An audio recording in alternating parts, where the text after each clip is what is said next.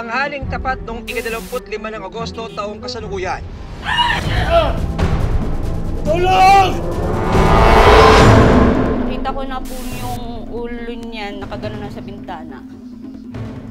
Laylay na po. Paglabas ko po ng bahay, kasi iikot pa po ako ng pintuan sa kabila para makalabas. Picturean nyo!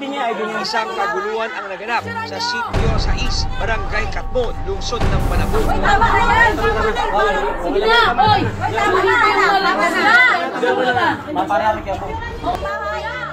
Sa video ito, makikita ang pagkuyog ng mga residente sa isang babae. Sige na! Nalaglag lang ka. Naksak mo, hindi mo alam. Ilang kayo dito? Ginawa mo pa yung matanda, wala ka na paglaman yung matanda. Mula sa labas ng isang bahay, makikita ang kurtina ng isang kwarto na may bahid ng dugo.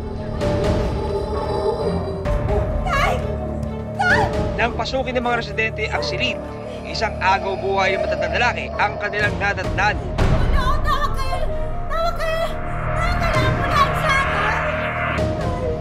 Dito po kasi nakahiga yung biktima natin at the same time dito yung papag niya. Kasi bedridden na rin yung biktima natin. Sino ang lalaking sugatan at ano ang kaugnayan niya sa babaeng kinuyog ng mga residente? Hindi na nakakatayo na yan. Ayaw namin yan, Goy. Walang alam. Sinasahan. Silang ulo yan. Nakakawa. Isang sigaw ang narinig ng mga residente ng sitio sa East sa Barangay Katmon, Malabon City. Tanghaling tapat noong ika-25 ng Agosto.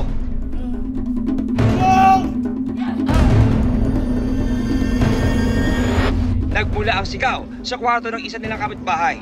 So may konting kaguluhan. So after noon, nagpunta na yung mga kapitbahay, yung mga kapamilya. Pinasok ng mga kapitbahay at ng ilang kaanak ang nasabing kwarto. Dito na tumambad sa kanila ang isang matandang lalaki na duguan at agaw buhay. Tulong! Tawag kayo! Tawag kayo! Tawag kayo ng ambulansya! Tay! Humingi pa si tatay eh! Tulong! Tulong! Tay! Tulong! Tay! Dilat mo yung mata mo, Tay! Dilat mo yung mata mo, Tay! Tay! Sige na, Tay! Gumising ka! Tay! Saltik! Nakakapit bahay! Tawag kayo ng ambulansya, doktor! Tulong! Pagising na, Tay! Tay! Babalik na sa bintana. Kasi nakaupo lang siya sa harap ng bintana niya. Tapos laylay na po yung katawan niya. Agad dinala ang lalaki sa pagamutan. No pulse. Let's do the CPR. Pero sa kasamaan palad, tuluyan siyang binawian ng buhay. Kinilala ang biktima na si Joel Tud, 68 taong gulang na kinilang manghihilot sa lugar. Tay! Isa rin siyang person with disability o PWD.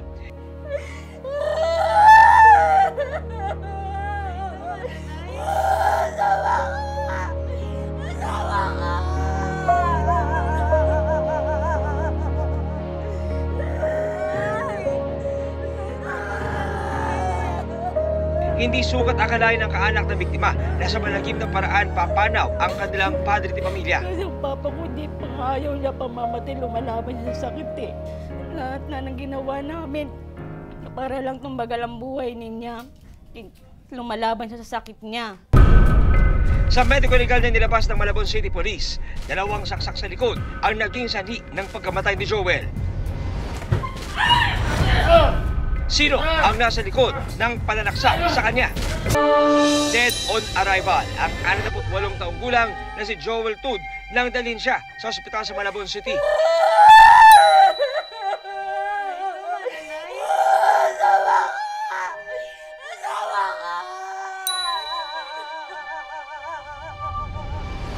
Ayon sa medical certificate na nilabas ng Forensic Unit ng Northern Police District, 2 saksak sa likod ang naging sanhi ng pagkamatay ng biktima.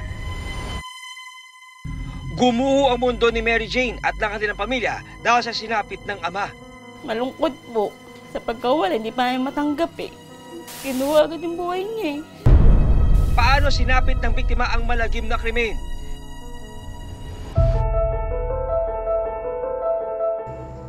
Kwento ng anak ni Joel na si Mary Jane, dating driver ang kanilang ama. Ano ba? Eh pa. Sige, tulog ka lang dyan. Gisingin kita pag pagod na ako. Sa San Simon, palita tayo. Sige, sige.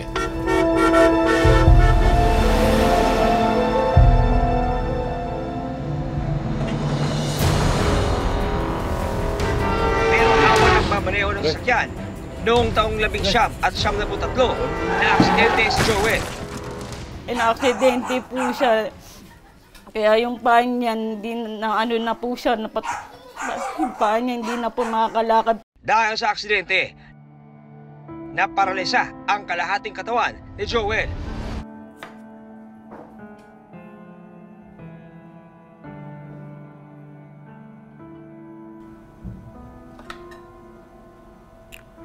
Tay, okay lang po ba kayo? Okay lang ako. Ako na dyan. Baka masugatan ka. Ako na. Ako na sabi. Magpahinga ka na ron. Ikaw na. Ikaw lang naman ang magaling eh. Hindi na po siya nakakalakad dahil doon sa aksidente nangyari. Dito lang po siya, nakahiga lang po, nagpapahinga. Ang maliit na silid na ito ang nagsilbing kwarto ni Joel matapos ang aksidente. Nakatampay lang siya sa pintahan niya, nagtatanaw lang ng mga tao. May mga dumadaan, kinakamusta niya. May mga kaibigan siya, kinakamusta siya. May dumadaan, nag-ahay sa kanya. Pero hindi naging hadlang ang kanyang kapansanan para makatulong sa pamilya. Mula nang maaksidente, natutong manghilot si Joel. Pare, mukhang hindi talaga ako nagkamaling puntahan na manghihilot. Ayos na, pakaranda mo. Ayos na, wala yung kirot-kirot ah. Sige. Dali pare ah. Ito Huwag na. Sige na pare, tanggapin mo na to. Konting donasyon ko lang naman para sa ito eh. Hindi pare, na. tanggapin mo na. Hindi na, okay lang. Konting donasyon lang naman yan, sige na. So paano, balik na lang ako ulit sa susunod ha. Sige. Sige po. Tay, ano yun? Eh, may nakapagsabi daw sa kanya eh, magaling daw ako manghihilot. Kaya. Pero sinabi ko naman sa kanila, wala namang bayad eh. Pero, eto, pandagdag baon mo na rin. Pag may lumalapit po sa kanya, ng mga bata po yun, hinihilot niya po. Di naman siya nagtatanggap ng pera, pambayad eh. Inaabutan lang siya. Tapos minsan yung hinihilot niya yung bata, yung nanay bibigyan na ng pagkain. Sa loob ng mahigit 2 dekada, ito ang pinagkakabalahan ni Joel. Lingid sa kaalaman ni Joel at ng kanyang pamilya, ang trabaho pala niya ang magdadala sa kanya sa kapahamakan. Kailangan niyang mamatay. Ano ang dahilan ng pananaksak sa biktima? Tulong!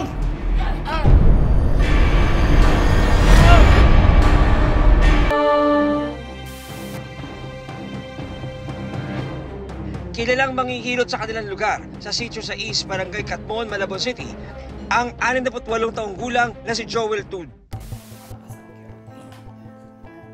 Ito ang kanyang naging hanap buhay sa loob ng 2 dekada. Tay, may dala akong ulam mo. Sige. Dali pare ah. Ito Huwag na. konting donasyon lang naman yan, sige na. So paano, balik na lang ako ulit sa susunod ha. Sige. Ayon kay Mary Jane, sa kabila ng kapansanan ng ama, nagagawa pa rin ito na tumulong sa mga lumalapit sa kanya. Sabi daw sa kanya, magaling daw ako manghihilot. Ito,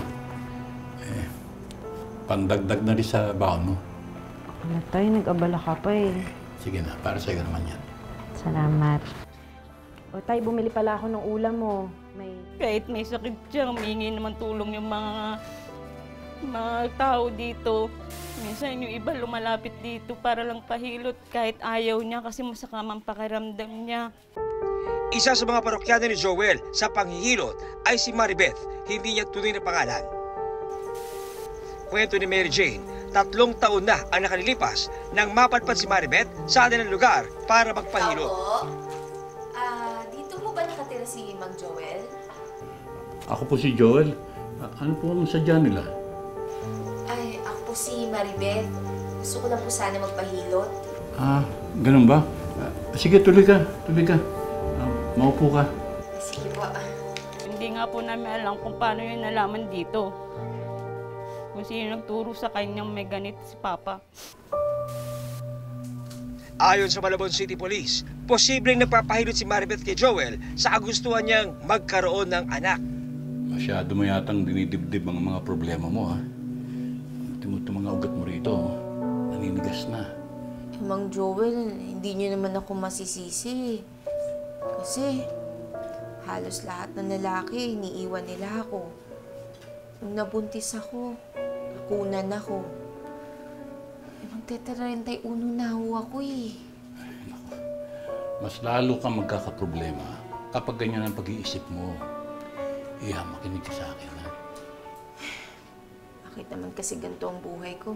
Puro na lang sakit. Sakit ng katawan, sakit pa ng puso. Hayaan mo na yung mga yan. Lilipas din ang mga problema. Kasi noong 2019, nakunan to si So, nung nakunan siya 2019, napupunta na siya to lagi sa victim natin, kay Joel Tud. Kasi manghihil to si Joel Tud eh. So, simula ng 2019, pabalik-balik po siya dito. Mula noon, naging suki na ni Joel si Maribeth. Nagpasalamat siya kay Papa. Sabi niya, sorry tay kung wala akong maibigay ah. Sabi ng Papa ko, okay lang. Hindi naman ako nanghingi ng kapalit eh. Hanggang noong 22 ng Agosto taong 2022, kasamang isang kaibigan, nagtungo si Maribeth kina Joel para magpahilot. Papahinga pa kayo. Mang Joel? Mang Joel? May tao yata. Tao po. Ano po yun? Joel? Mang Joel, sumasakit yung puso ko sobra. Tulungan niyo po ako. Pasensya na, Iha. Hindi ko kaya ngayon eh. 2 araw na akong tinatrangkaso. Hindi ko po alam kung bakit umiyak. Gusto yatang pagalingin siya ni Papa sa ano niya. Ano magagawa ng Papa ko? Hindi naman siya doktor. Yung ano nga po, yung matris niya po. Yun lang po ang naririnig ko eh. Minsan narinig ko na ikiusap sa Papa ko, umiiyak siya. Ganun lang po. Mang Joel, paano naman ho ako sumasakit yung puso ko po, aray?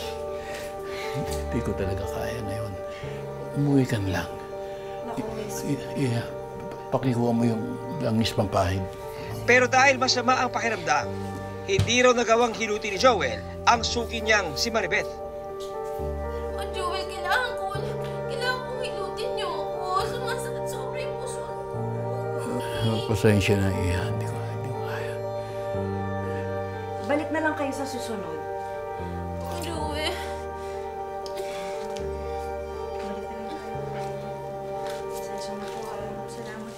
Salamat din. Makalipas ang 2 araw, muling bumalik si Maribeth kina Joel. Sa pagkakataong ito, iba na ang kanyang pakay.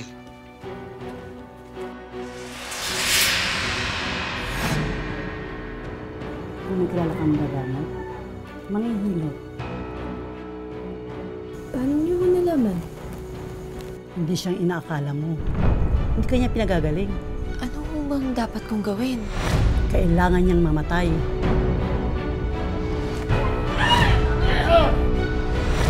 Dahil yun ang paraan para gumaling ka.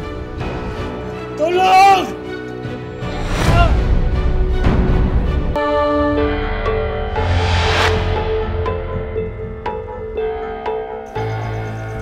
Tao po? Dito po ba nakatira si Mang Joel? Gusto ko lang po sana magpahilot.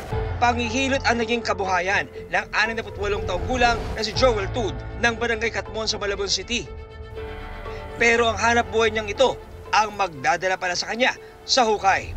Sa loob ng 3 taon, naging suki ni Joel ang babaeng tinawag naming si Maribeth. Napupunta na siya to lagi sa victim natin, kay Joel Tud. Kasi manghihil to si Joel Tud eh.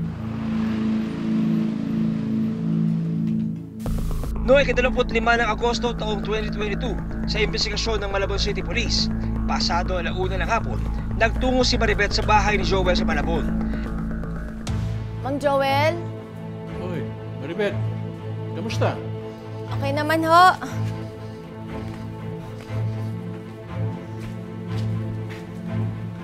Hindi ho ako gumagaling. Lalo lang ho sumasakit yung katawan ko. Ganun ba? Halika, tumuloy ka. Galing. Kilala naman siya kaya siya pinapasok. May motibo talaga siya para patayin.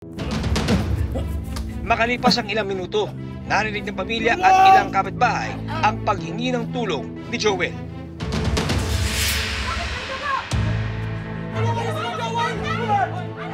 Mga time ng mga alauna pasado na, may narinig ako sa kwarto ng papa ko, sabi niya, aray. Naging maagap ang mga kapitbahay ni Joel at agad na sumaklolo. Lumabas yung lalaki dahil nakita niya yung tsuhin niya.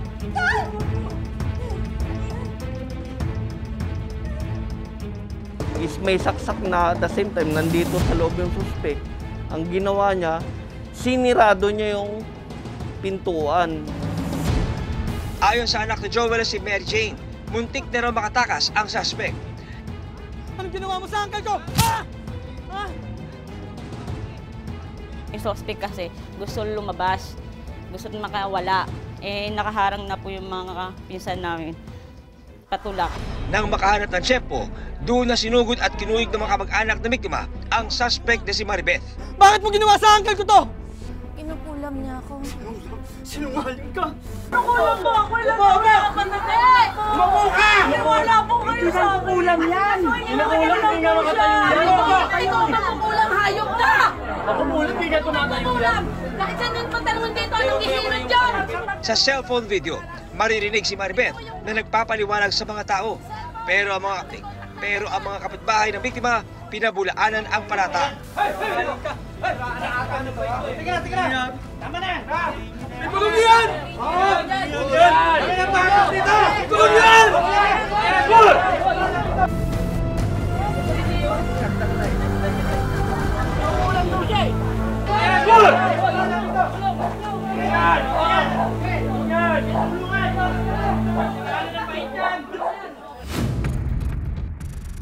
Sa presinto, hindi itinanggi ni Maribeth ang nagawang krimen. Eh, kaya ko lang naman ginawa yun. Kasi nagkukulang nga yung matandang yun. Hindi naman siya nag-deny. At yun nga, firm siya. Talagang ginusto niya talaga yung ginawa niya. Kinukulam daw siya nito eh. So matatapos lang yung mga paghihirap niya kapag pinatay niya yung si Joel.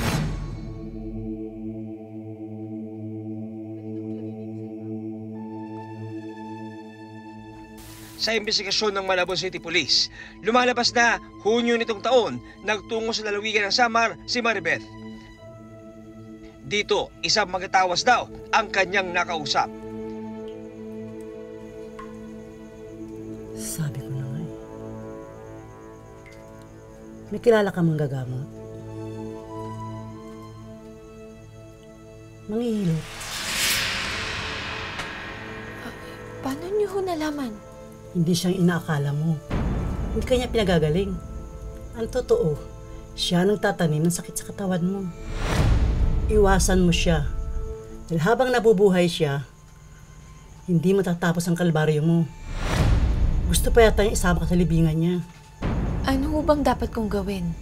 Kailangan niyang mamatay. Dahil yun ang paraan para gumaling ka. Kailangan niyang mamatay. So, nung nagpatawa siya, ang sabi ng magtatawas, ang nagpapakulam sa kanya, etong si victim natin.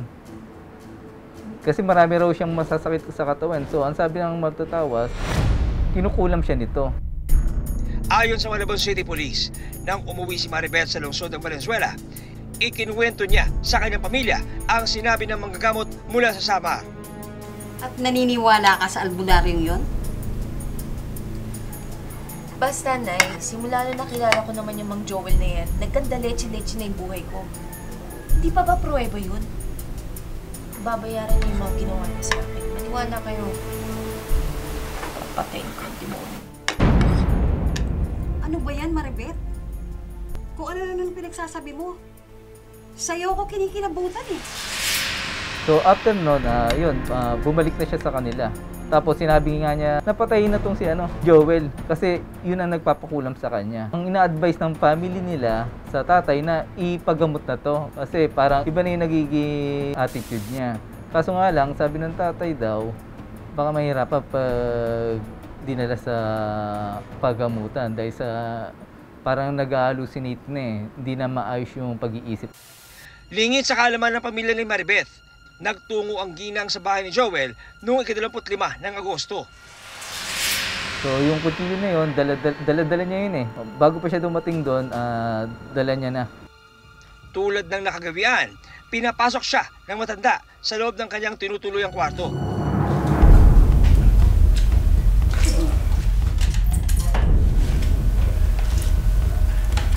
Saan ba masakit? Dito ba? Oo. Sinabi ko naman kasi sa'yo, huwag mo masyadong isipin ang problema mo. Pakiabot ng langis. Kunti na lang pala to.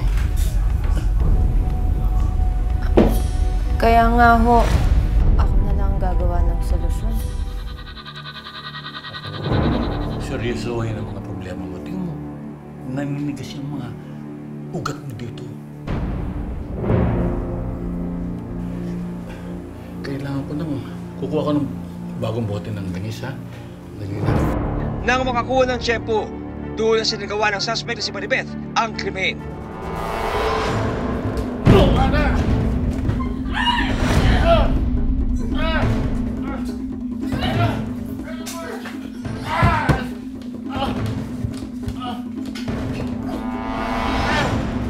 Tulong! Pagpasok ng suspect natin sa bahay ng victim, umabanti lang ng konti yung victim natin, mata sa higaan niya. So sinaksak na to. So ayon sa mga nakakita, 2 beses sinaksak. So dito may papagrito kasi na siya, bedridden. Hindi nakakalakad. Bintahan na to dati, dito yung pintuan. May mga bakas pa ng Nakahiga si Joel to nung pinagsasaksak ng suspect natin.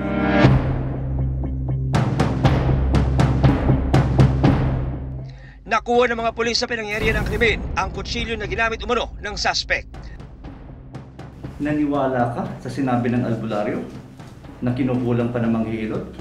Sa presinto, muling nakaharap ng anak ng biktima na si Mary Jane ang suspect na si Maribeth. Kaya ko lang naman ginawa yun kasi mangkukulam talaga yung manghihilot na yun.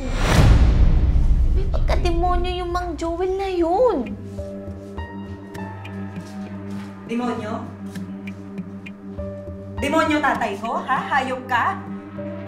Demonyo tatay ko? Tumingin ka sa akin! Pinatay mo siya, ha? Ikaw ang demonyo!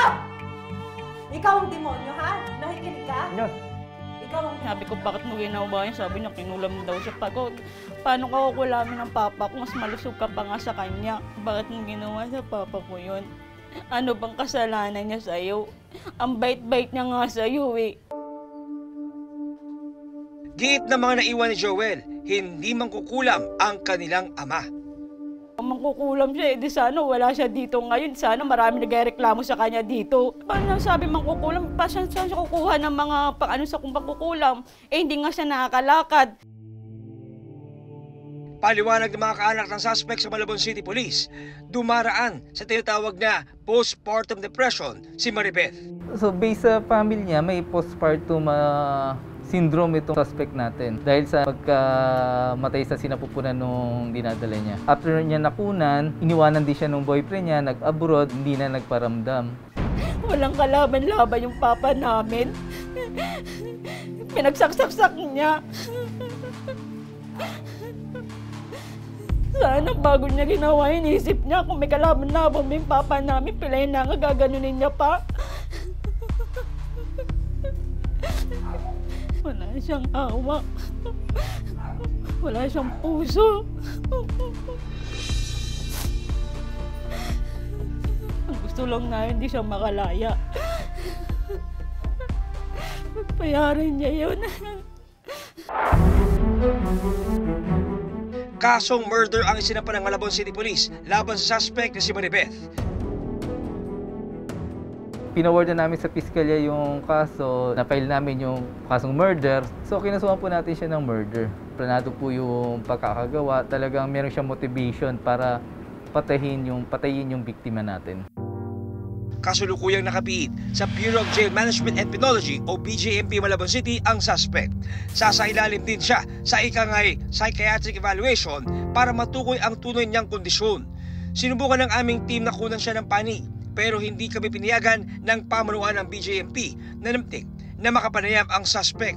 Hindi rin sumasagot sa aming programa ang mga kaanak ni Maribeth. Hanggang ngayon, hindi pa rin makapaniwala ang mga mahal sa buhay ni Joel na sasapitin niya ang walang saysay na pagkamatay. Ang gusto ko lang pong pagbayaran. Kasalanan sa pagpatay ng papa ko. Makulong siya habang buhay. Kinuha niya buhay ng papa namin. Dapat masama pa namin sa Pasko eh. Hanggang sa susunod na Sabado sa patuloy na pagtuklas ng katotohanan at paghahanap ng katarungan. Ako po si John Consulta, kakampi ng mga inaapi para sa Pinoy Crime Stories.